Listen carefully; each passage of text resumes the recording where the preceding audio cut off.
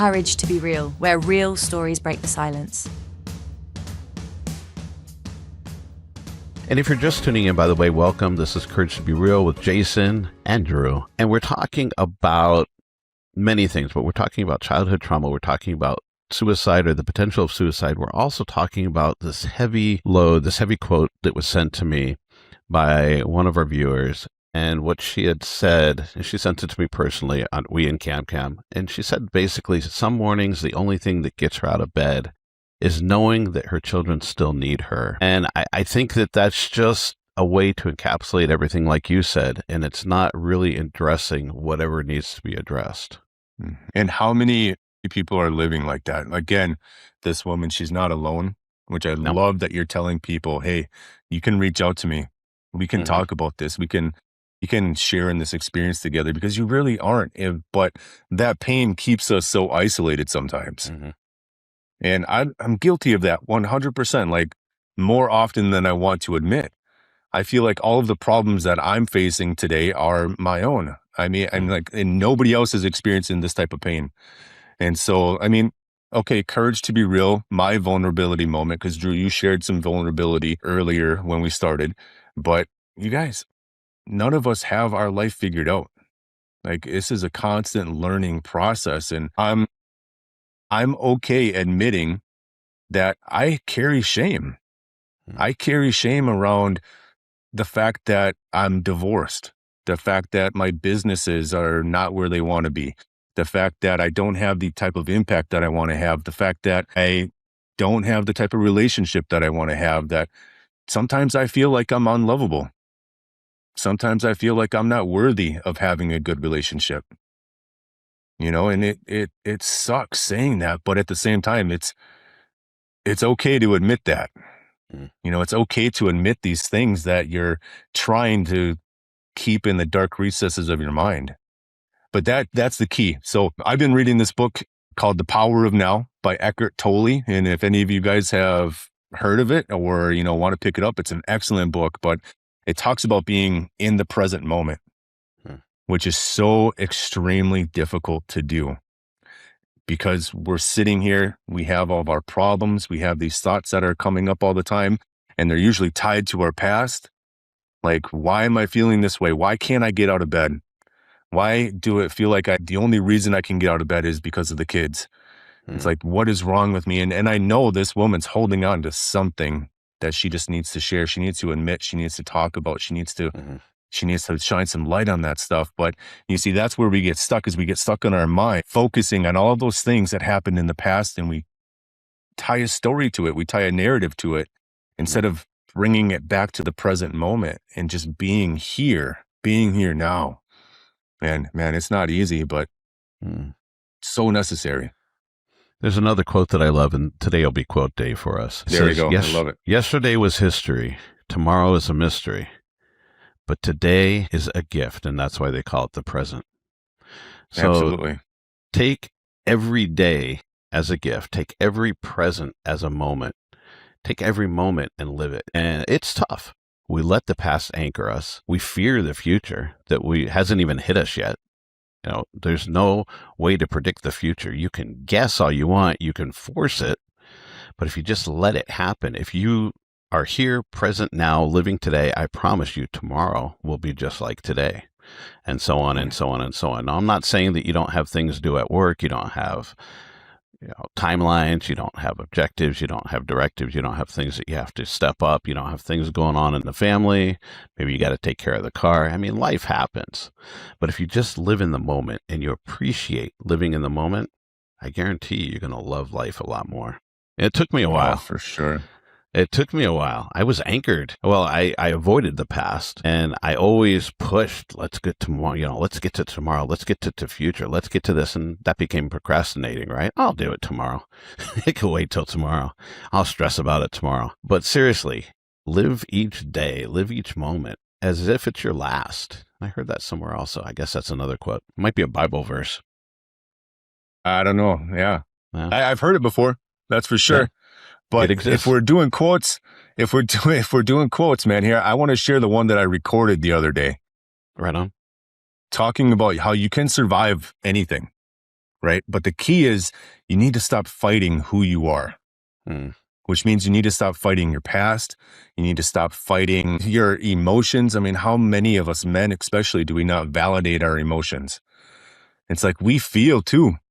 It happens and it's okay.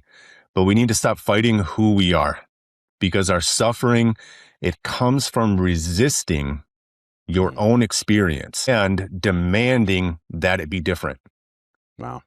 When you resist your experience and you demand that it be different, but the facts, it can't be different. It happened the way that it happened, and it could not have happened any other way.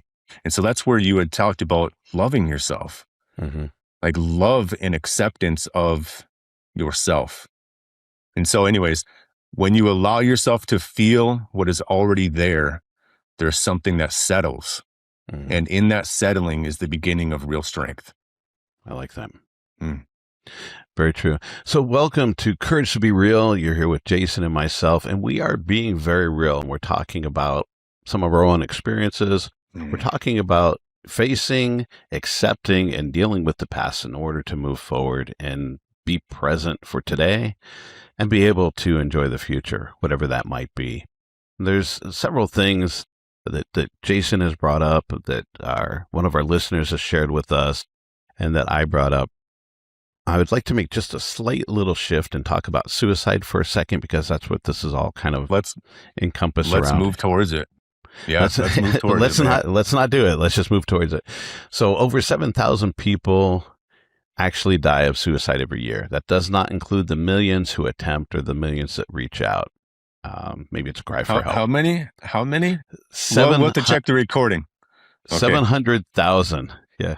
I think I heard 7,000, but maybe I'm wrong. Sorry. Maybe I'm wrong. 700,000. So basically one every 40 seconds. And that's huge. If you think about it, we have been recording for almost a half hour now, even though this will be chunked up into a couple different segments. So every 40 seconds, I mean, that's basically, if you really want to break it down, every time you open your mouth, Jason, at least 5 or 6 people have committed suicide. Not because of what you're saying, just because of the time that went past. That's a hard thing to swallow when you think about it. And suicide is the third leading cause, and this blew me away when I read this. The third leading cause of death among 15 to 29-year-olds worldwide. And it's a little bit higher in males, probably because of the social expectations, probably because of the fact that men aren't allowed to show emotions. And here's a ironic thing about showing emotions. So I've been working with Jason a little over a year. Like I said, back in November of 2024, so that's over a year now, is when I stood on the rooftop and I felt peace. Thank God I'm not there. Thank God I didn't jump, right? Who knows the impact I would have had around me or on my family or other people. It's just not fair. But at the moment, I didn't care. Let's be honest. So all of this time went by, and all of a sudden, I don't know if you remember this, Jason, all of a sudden I started to feel emotion, to really feel emotion that I've held in for the longest time. You know, I'm this guy, I go to the gym, I'm an alpha male, damn it. All of a sudden I'm crying because freaking Bambi died on a Disney movie. It wasn't a Disney movie. But all of a sudden my face was leaking. And I think I even said that. I can't stop my face from leaking. And you told me it's okay to feel. And wow, it's like, I'm a man. You're right. It's okay to feel. But so many of us are afraid to. It's that stigma. You're a dude. Suck it up. What have we been told all our life? Man up. Suck it up. Don't cry like a baby. Don't be a bitch. Man up. And the reality is, I think it takes more strength to just share some emotion, to just be a real dude. Yeah. And I'll tell you what really takes a lot of strength, and this really hurts when you think about it. I was one of almost over 700,000 people. Now, if you take how many people have actually contemplated, or what do they call it, the ideology behind suicide, when you actually start thinking about it, probably in the billions, right? How many people actually think about it? And that's kind of in their head. This is a game plan. If things don't go right, if things get worse, if she leaves me, if I lose my job, how many people have this kind of backup plan which really isn't a Yeah. good plan. How many people have this backup plan and thank God never go through it? But it's there. It's in their mind. It's a real thing. It's a cop out. It's a plan B. It's a, if this doesn't happen, that's going to happen. So if over 700,000 people are actually do commit suicide, die by suicide, millions try and don't succeed, I'm going to guess that billions actually dream about it. They probably even do more than that. True. So I was watching this. I can't remember where I saw it, and I don't know. Maybe it was a Tony Robbins speech, but he was talking to somebody in the audience who was like, "I think about killing myself all the time," and this person felt so alone in that. And we were just talking a little bit ago, you guys. Thank you again for joining the Courage to Be Real. If you're just joining now, we're talking about suicide ideation right now, and how sometimes these thoughts and these feelings that we have, we find ourselves isolating because we think, I'm the only one that feels this way. I'm the only one who is suffering. I'm the only one who has experienced this type of trauma. There's something wrong with me. But anyways, this person in the audience was saying, I think about it all the time. And the speaker had asked the audience, if anybody has ever thought about killing yourself, please raise your hand. And there was like 95% of the audience raised their hand. Because you're right. It's 700,000 people succeed.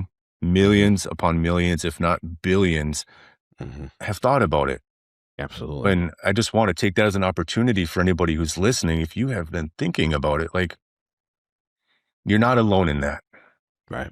And it's okay to talk about it. It's okay to share. It's okay to have those feelings, but do something with those feelings. Like reach out to Drew, reach out to myself, reach out to, I think it's 988 here in the States. I don't know what type of mental health facilities are in Europe that are accessible for you guys, but there's resources available. And you being on the rooftop, I had a gun to put to my head a couple years ago.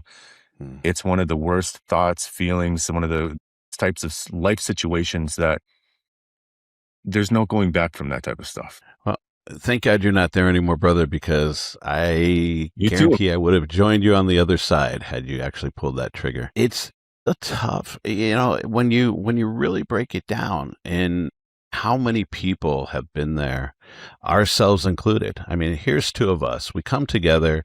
We have the courage to be real because of what we've been through, and to share our stories to maybe help one or two people that are watching, or who knows how many more are going to be silent about it, but we might say the right thing at the right time. If you are thinking about hurting yourself, let's just say hurting yourself. If you take it any further than that, it gets worse. But if you're thinking about hurting yourself, like Jason said, reach out. All right. We'll get you in touch with the right individuals to get you in touch with, but reach out. Sometimes it's just a matter of talking to somebody.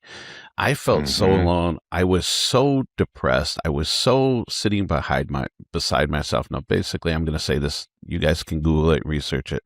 I am a survivor of CSA. Not going to go into details. And I thought I was really alone. And I thought, how am I going to live my life? What does my wife think about what happened in my past? Okay, fine. I was a young kid. Doesn't matter. It was eating and tearing away at me so much that my only thought was, I have to end this pain. Now, I did. I mean, every once in a while, I still relive little moments, but I understand why. And I'm able to accept those moments, and I'm able to take them and grow from them. Now we're able to talk about them. That wasn't an easy choice. You think it's easy for Jason and I to sit here and him talk about having a gun to his head, me talking about looking over 5 stories at a concrete parking lot. It's not easy, but it's important. And we have to take the importance over what's easy for us. It would be easy for us just to go on like nothing happened. It would be easy for Jason to say, you know what? I'm not going to be a trauma coach. I'm not going to help other people. It'd be easy for me to say, you know what? I'm not going to write children's books. I'm not going to run a website.